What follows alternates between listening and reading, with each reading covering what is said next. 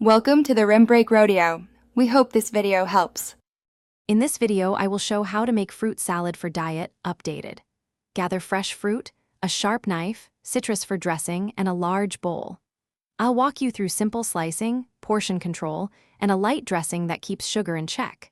We will balance texture, color, and sweetness so every bite feels satisfying and diet-friendly, with tips for storage and meal prep to save time. Start by selecting fruits that provide fiber and low glycemic impact to keep you full longer. Combine crunchy apples, juicy berries, and tart citrus for balanced flavor and texture. Measure portions so your salad fits daily calorie goals while still tasting indulgent. I'll show simple swaps to reduce sugar without losing sweetness, and explain how to mix colors for eye appeal and appetite satisfaction in quick, practical steps. If this video is helping you, please subscribe and like to support the channel. It really helps. Quick recommendation.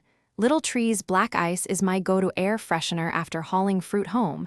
It keeps the car smelling clean and funny in a useful way. Check the description for the link and other deals so you can grab one too. Thanks for the support. Now let's get back to the video.